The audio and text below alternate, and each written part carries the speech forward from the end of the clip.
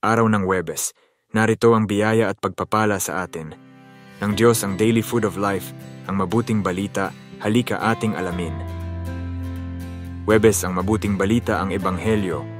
Ayon kay San Mateo chapter 9 verse 1-8, matatagpuan natin ang aral at mga puntos hinggil sa kapatawaran ng kasalanan at kapangyarihan ni Jesus na magpagaling. Una, kapatawaran ng kasalanan, forgiveness of sin. Sa kwento ng pagpapagaling ni Jesus sa isang lumpo, siya ay nagpatotoo sa kanyang kapangyarihan, hindi lamang sa pisikal na pagpapagamot, kundi sa espiritual na kapatawaran ng kasalanan.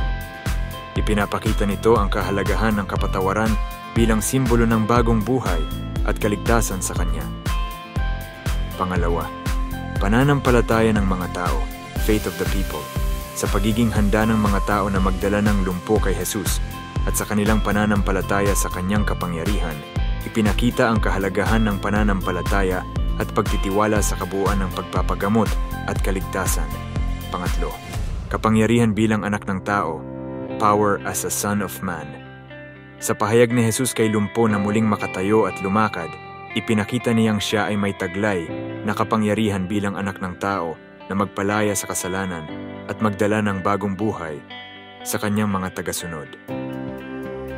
Sa huli, sa kabuuan, ang kwentong ito ay nagpapakita ng kahalagahan ng kapatawaran ng kasalanan at pananampalataya sa kapangyarihan ni Jesus bilang tagapagligtas at tagapagpagaling.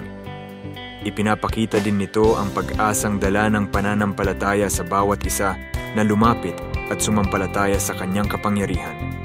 Ang aral na ito ay nagbibigay ng liwanag at inspirasyon sa bawat isa na magpatuloy sa kanilang pananampalataya at pagsunod kay Jesus na nagdadala ng kaligtasan at kagalingan. Thanks God! Nawa nagustuhan nyo ang video ang Ebanghelyo. Sa ngayon lang po nakapanood ng video, ay follow nyo po si Brother Chris sa kanyang YouTube. Please subscribe at Bro Chris channel at follow sa kanyang Reels. At like, comment, and share. Thanks for watching and listening. God bless you.